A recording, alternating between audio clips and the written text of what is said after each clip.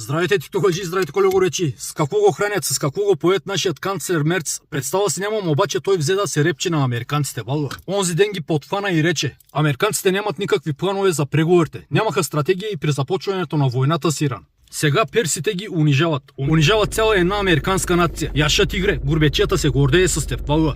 Обаче пък миналият месец се подмазваше на Тръмп в Белия дом, тогава и нас доста ни унижи. Та речета и вбеси Тръмп, който отговори: Мерц не знае какво говори. То затова Германия и на това дередже. Затова Германия не напредва. Да ти кажа, и е прав човека. Чак вече ние гурбечиите се срамуваме от това, дето върши Мерц. Но изглежда ще намери правият път. Или ще го вкарат в него. А иначе онзи ден полският премиер каза за американците: ние сме в съюз с тях. Обаче няма гаранция, че ако стане някакъв конфликт в Европа, те ще ни помогнат, те ще ни защитят. Затова трябва да се погрижим за нашата сигурност сами. Какъв конфликт може да стане в Европа? Ами немските военни предрекоха, че Русия може да нападне Европа още тази година, до края на тази година.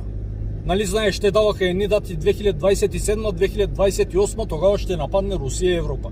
Та сега дръпнаха малко по-напред и казаха: до края на тази година Русия ни напада. Явно на немците не им пука и искат да ги стреснат още малко, за да могат да се въоръжат още по-спокойно. Да могат да харчат пари. Преведено по-наченски, да могат да харчат малко повече пари. Свободно. А иначе вчера севернокорейският лидер Ким Чен Ун открие един музей. Музей на войната в Украйна. Там представят въоръжение, което са пленили севернокорейските войници от войната в Украйна. Та има 2 танка и доста оръжия там. Той също откри и паметник на войната в Украйна. Паметник в чест на загиналите севернокорейски войници. Той коленичи пред паметника и се помоли за душите на войниците, които са загинали там. А онзи ден, знаеш, Обединените арабски емирства се отделиха от ОПЕК. Разделиха се с нея. Някои коментират, че с това се слага началото на края на петродолара. Нищо подобно. Трябва да се знае, че Обединените арабски емирства са най-верният слуга, съюзник на американците и на Израел в региона. Обединени арабски емирства равно на Израел. Без разрешение от САЩ, без разрешение от Израел. Те въобще не могат да направят една такава стъпка. Обединените арабски емирства са най-верният слуга на Америка и Израел в този регион там.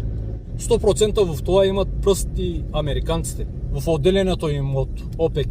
А иначе в Германия за здравната реформа, за която говорим от месец-два насам, май няма да се изпълни. Те приеха следните решения.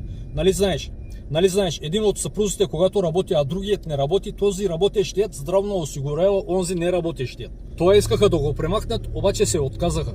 Има други решения и закони, които се приемат, обаче за тях ще си поговорим в друго видео. А за сега да сте ми живи и здрави като България 1300 години и до нови срещи.